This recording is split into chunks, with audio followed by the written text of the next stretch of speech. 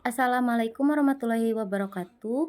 Saya Dewi Alfi Ferbiana Lomban, mahasiswa Universitas Terbuka, Program Studi Pendidikan Guru di Sekolah Dasar, UPBJJ Manado, Pokjar, Kota Mobagu, dengan nomor induk mahasiswa 8599 50025. Oke, baiklah, di sini saya akan melakukan praktikum ekosistem darat. Nah, apa itu ekosistem? Ekosistem merupakan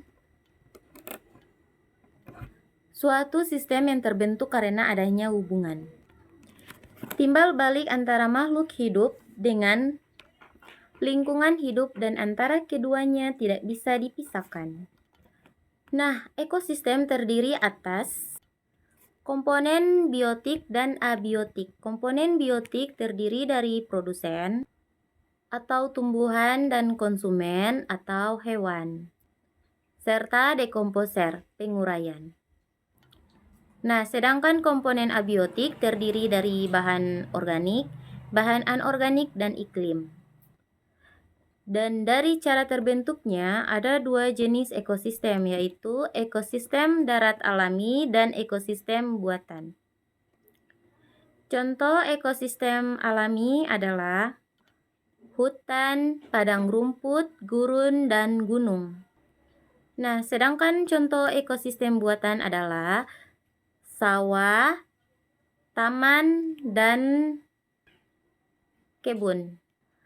Ekosistem alami merupakan ekosistem yang sudah terbentuk dari proses secara alami, sedangkan ekosistem buatan merupakan ekosistem yang sengaja dibuat oleh manusia dengan tujuan untuk menjaga keseimbangan hidup di dalamnya. Oke, baiklah, kali ini kita akan melakukan praktikum tentang ekosistem darat alami dan ekosistem darat buatan. Baiklah, kali ini kita akan melakukan praktek tentang ekosistem darat alami dan ekosistem darat buatan. Adapun alat dan bahan yang harus kita siapkan adalah lembar pengamatan, aplikasi barometer, alat tulis, dan lingkungan sekitar. Baiklah, yang pertama kita akan menuju ekosistem darat buatan, yaitu sawah. Komponen abiotik yang akan kita amati meliputi cahaya. Terlihat cahayanya sangat terik. Suhunya mencapai 30 Celcius. Tanahnya sedikit kering. Anginnya cukup semilir dan kondisi airnya cukup banyak. Adapun komponen biotik yang kita temukan ada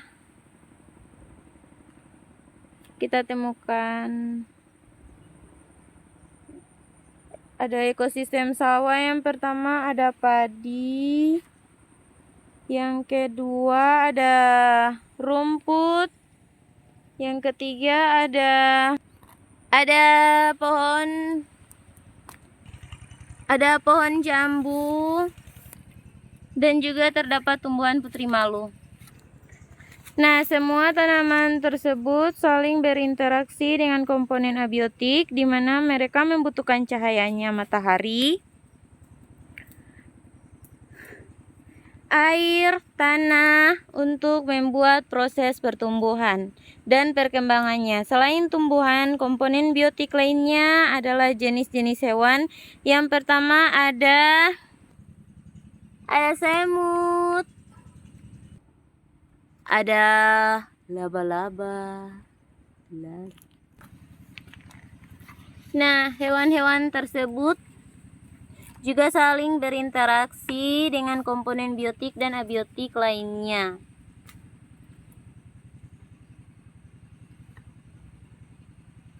Mereka membutuhkan air, oksigen, dan makanan untuk bertahan hidup.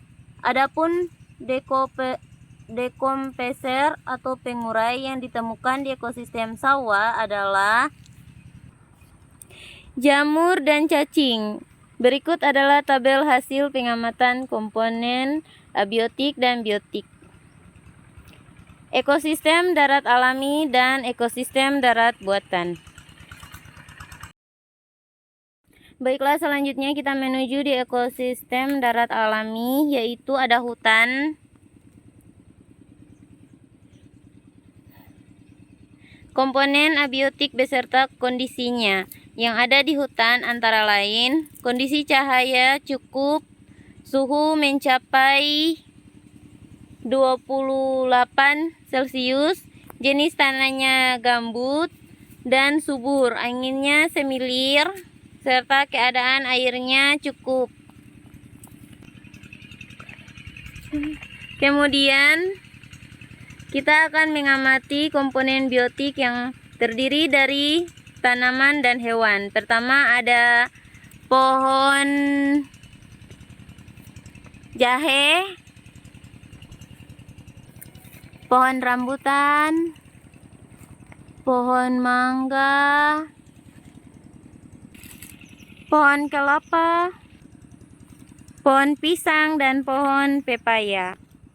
Nah, tanaman tersebut saling berinteraksi dengan komponen abiotik di lingkungannya, di mana tanaman membutuhkan cahaya matahari dan juga tanah untuk membantu proses pertumbuhan dan perkembangannya. Selain itu, dalam beberapa tanaman juga membutuhkan hewan yang dapat membantu proses penyerbukan. Selanjutnya, kita akan mengamati beberapa hewan. Yang pertama ada belalang. Ada hewan di daun pisang. Ada cacing. Nah, hewan-hewan tersebut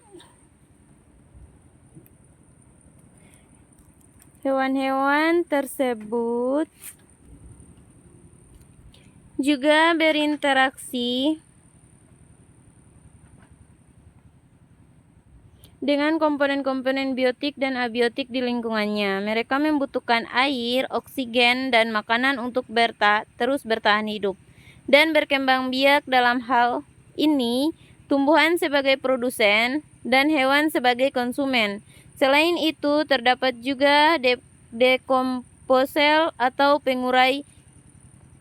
Mereka adalah makhluk hidup atau organisme yang memperoleh energi dengan cara menguraikan sisa-sisa makhluk hidup lain yang sudah mati. Nah, di dalam ekosistem hutan ini, pengurai yang ditemui yaitu jamur dan berbagai jenis cacing.